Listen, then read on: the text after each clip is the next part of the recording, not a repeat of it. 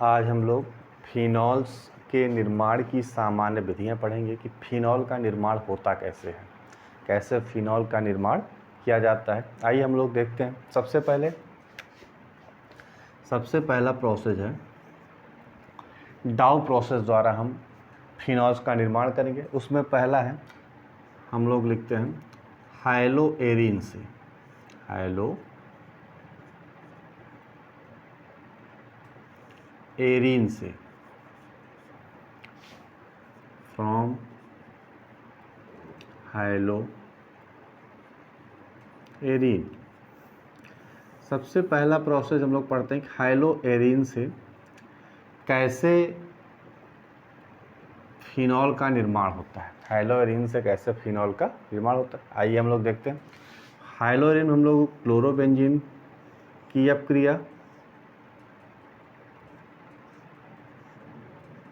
Chlorobenzene की अपक्रिया sodium hydroxide के साथ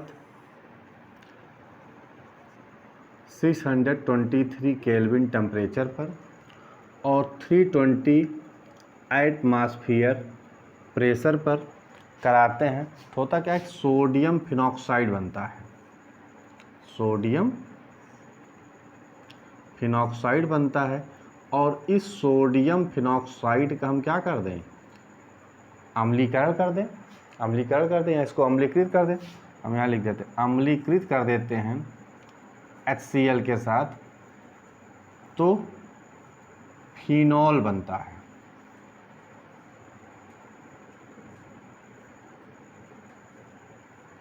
क्या बनता है, फिनॉल बनता है। इस सोडियम फिनॉक्साइड को अम्लीकृत करते हैं तो NaCl निकल जाता है और बनता क्या है, फिनॉल बनता है, फिनॉल बनता है। ये क्या है आपका, सोडियम फिनॉक्साइड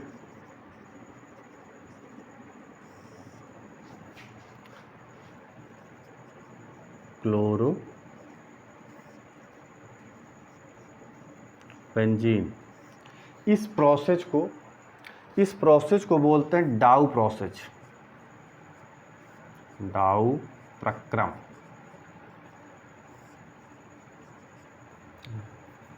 इसी को बोलते हैं डाउ प्रोसेस। तो ये पूछा जाता है कि डाउ प्रोसेस द्वारा फिनॉल का निर्माण कैसे किया जाएगा। सीधे सीधे आप लोग करिए क्या कि क्लोरोबेंजीन की अपक्रिया सोडियम हाइड्रोक्साइड के साथ 623 केल्विन टेम्परेचर पर और 320 वायुमंडलीय दाब पर जब क्रिया कराते हैं तो सोडियम फिनॉक्साइड बनता है। और इस सोडियम फिनॉक्साइड को अम्लीकृत कर दीजिए और जब इसका अम्लन होता है तो क्या बनता है, फिनॉल बनता है। इस प्रक्रम को बोला जाता है डाउ प्रक्रम। इस प्रक्रम को क्या बोलते हैं, डाउ प्रक्रम बोलते हैं। ध्यान दीजिएगा, याद रखिएगा, जब कभी डाउ प्रक्रम के बारे में पूछा जाए तो क्लोरोबेंजीन की अपक्रिया किसके साथ करा दिए, सोडियम हाइड्रोक्साइड के साथ। कितना टेम्परेचर लेंगे, 623 केल्विन टेम्परेचर लेंगे और प्रेशर कितना लेंगे, 320 एटमॉस्फेयर। इसकी जब अपक्रिया कराते हैं तो सोडियम फिनॉक्साइड बनता है और इस सोडियम फिनॉक्साइड को क्या करिए, अम्लीकृत कर दीजिए HCl के साथ। और जब इसका अम्लन होता है तो क्या बनता है, फिनॉल का निर्माण होता है, फिनॉल का निर्माण होता है। आइए हम लोग सेकंड देखते हैं कि फिनॉल का निर्माण कैसे होता है, फिनॉल का निर्माण कैसे किया जा सकता है। दूसरा,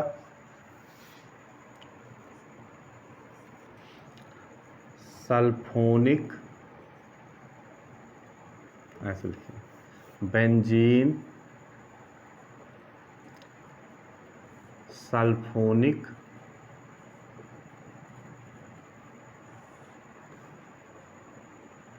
अम्लों द्वारा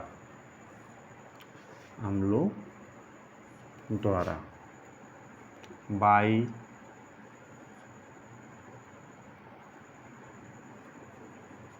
बेंजीन सल्फोनिक एसिड।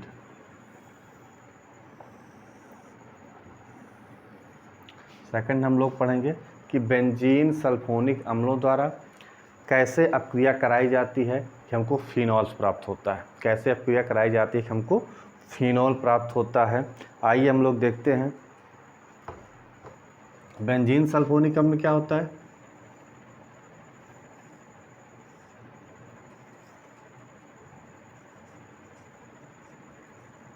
यह आपका क्या हो गया, बेंजीन सल्फोनिक अम्ल। इसकी अपक्रिया सोडियम हाइड्रोक्साइड के साथ करा दीजिए। जब सोडियम हाइड्रोक्साइड के साथ कराते हैं तो क्या बनता है, देखिए SO3 Na, इसको बोलते हैं sodium benzene, sodium benzene sulphonate, sulphonate. फिर ध्यान दीजिएगा, इस सल्फोनिक अम्ल की अपक्रिया जब हम NaOH के साथ कराते हैं तो क्या बनता है, benzene sodium benzene sulfonate compound बनता है। अब इसमें होगा क्या, H2O निकल जाएगा, H2O निकल जाएगा और सोडियम बेंजीन सल्फोनेट बनेगा। इसकी अपक्रिया हम फिर से सोडियम हाइड्रोक्साइड के साथ करा दें। हम फिर से जब सोडियम हाइड्रोक्साइड के साथ करा देंगे तो सोडियम फिनॉक्साइड बनता है। क्या बनता है, सोडियम फिनॉक्साइड बनता है। क्या बनता है, सोडियम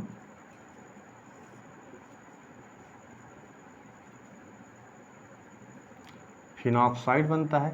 इसके साथ साथ सह उत्पाद के रूप में क्या बनेगा, Na2SO3 प्लस H2O प्लस क्या बनेगा, H2O। अब इस सोडियम फिनॉक्साइड का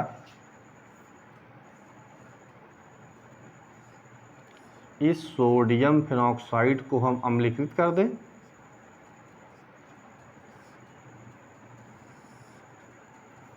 HCl के साथ जब अपक्रिया कराएंगे NaCl निकल जाएगा, बनेगा क्या आपका, फिनॉल बनेगा। क्या बनेगा, फिनॉल बनेगा। तो इस प्रकार बेंजीन सल्फोनिक अम्लों द्वारा फिनॉल का निर्माण किया जाता है। फिर से एक बार ध्यान दीजिएगा, हम बेंजीन सल्फोनिक अम्ल की अपक्रिया सोडियम हाइड्रोक्साइड के साथ कराते हैं तो क्या बनता है, सोडियम बेंजीन सल्फोनेट बनता है। इस सोडियम बेंजीन सल्फोनेट की अपक्रिया सोडियम हाइड्रोक्साइड के 2 मोल के साथ कराते हैं तो सोडियम फिनॉक्साइड बनता है। और इस सोडियम फिनॉक्साइड को जब हम अम्लीकृत कर देते हैं तो क्या प्राप्त होता है, फिनॉल प्राप्त होता है। क्या बनता है, फिनॉल प्राप्त होता है। ठीक है, तो इस प्रकार हम लोग बेंजीन सल्फोनिक अम्ल द्वारा फिनॉल का निर्माण करते हैं। आइए हम लोग नेक्स्ट देखते हैं कि और कैसे फिनॉल का निर्माण किया जा सकता है।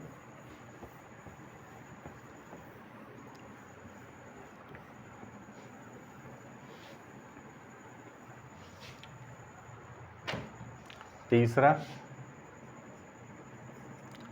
Die azonium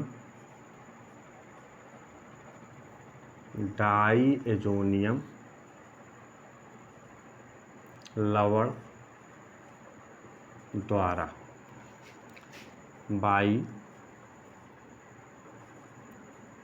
die azonium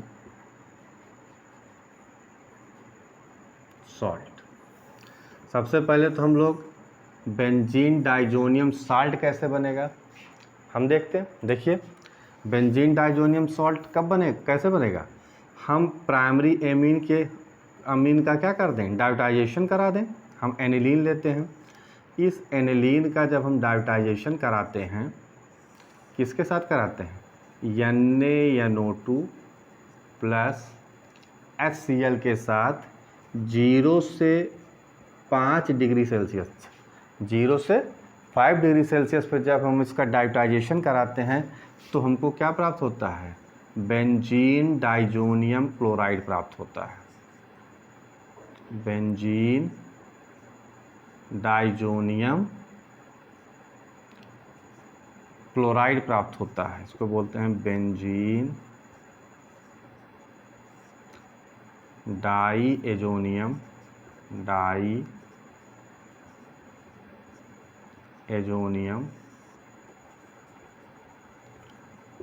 chloride, benzene diazonium chloride प्राप्त होता है। और इस बेंजीन डाइजोनियम क्लोराइड का हम जल अपघटन कर दें, क्या कर दें, जल अपघटन कर दें,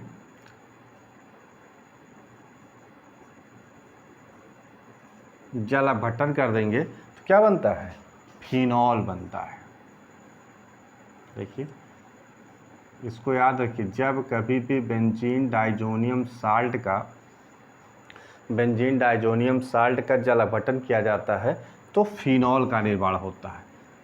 इसके साथ सह उत्पाद के रूप में निकल जाएगा, N2 बनेगा और HCl बनेगा। हमको किससे मतलब, फिनॉल से। सबसे पहले याद रखिए, एनिलीन का जब हम डायोटाइजेशन करते हैं, ये आपका क्या है, एनिलीन है।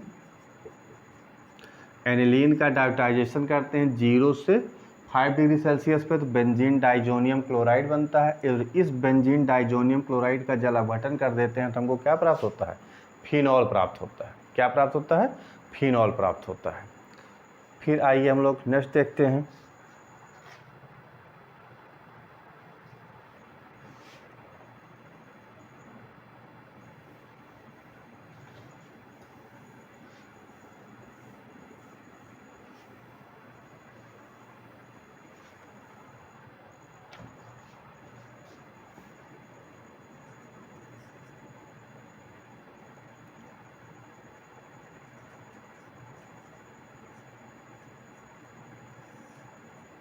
क्यूमीन से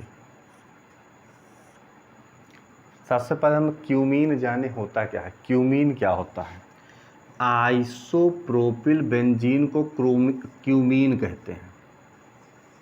आइसोप्रोपिल, ये है क्यूमीन। क्या है, क्यूमीन, इसी को बोलते हैं क्यूमीन। इसका नाम क्या, देखिए आइसोप्रोपिल, हम यहाँ लिख दे रहे हैं, आइसोप्रोपिल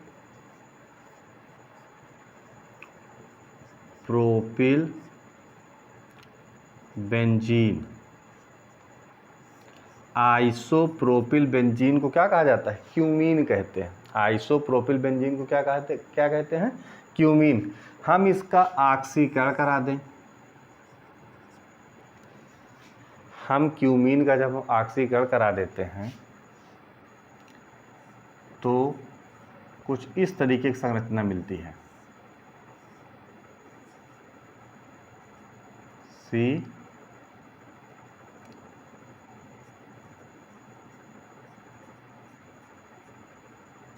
इसको क्या बोलते हैं, cumene hydro peroxide. Cumene hydro peroxide. अब इस क्यूमीन हाइड्रो पराक्साइड का क्या कर दें, हम जल अपघटन कर दें। और जब इसका जल अपघटन किया जाता है, जब इसका जल अपघटन किया जाता है तो फिनॉल बनता है। फिनॉल के साथ साथ एसीटोन का निर्माण होता है। फिनॉल बनता है और क्या बनता है, एसीटोन। बहुत इंपॉर्टेंट रिएक्शन है कि क्यूमीन से फिनॉल के साथ सह उत्पाद के रूप में क्या प्राप्त होता है, सह उत्पाद के रूप में क्या प्राप्त होता है, acetone.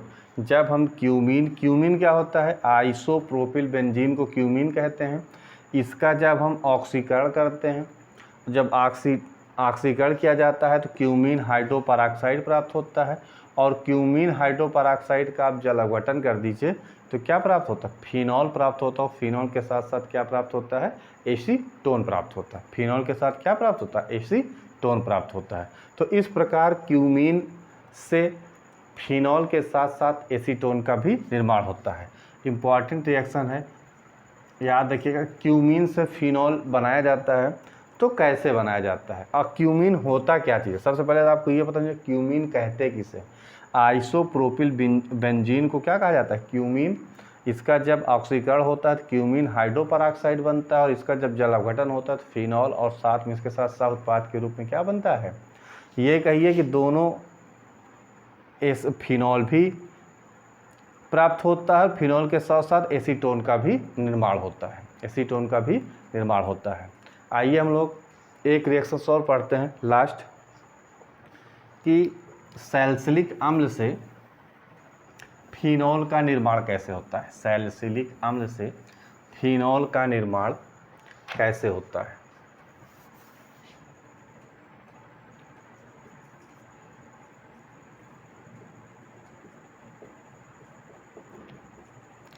Salicylic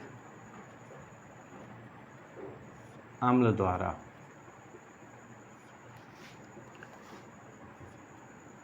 by salicylic acid.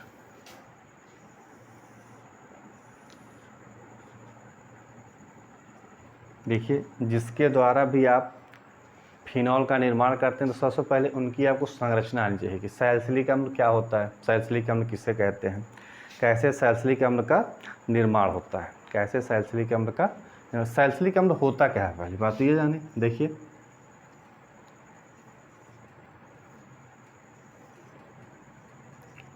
OH COOH, इसको आप कह सकते हैं 2 hydroxy benzoic acid, 2 hydroxy benzoic acid. इसमें डिकार्बोलेशन की क्रिया करा दी जाए, डिकार्बोक्सिलेशन होगा, और जब डिकार्बोक्सिलेशन होता है, डिकार्बोक्सिलेशन कब होगा, सोडा लाइम के साथ होता है। इसको याद है कि किसके साथ होता है, सोडा लाइम के साथ होता है। सोडा लाइम क्या होता है, NaOH और CaO, इसको क्या करिए, गर्म कर दीजिए, और जब गर्म कर देते हैं तो क्या बनता है, फिनॉल बनता है। क्या बनता है, फिनॉल बनता है।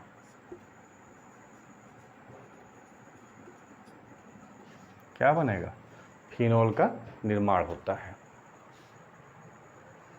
फिनॉल का निर्माण होता है। जब सैलिसिलिक अम्ल की अपक्रिया, जब सैलिसिलिक अम्ल का डिकार्बोक्सिलेशन कराया जाता है, और डिकार्बोक्सिलेशन किसके साथ, NaOH और COH के साथ होता है, तो फिनॉल बनता है, और उसके साथ सह उत्पाद के रूप में सोडियम कार्बोनेट और जल, क्या बन गया, फिनॉल बन गया। इसको क्या बोलते हैं, सैलिसिलिक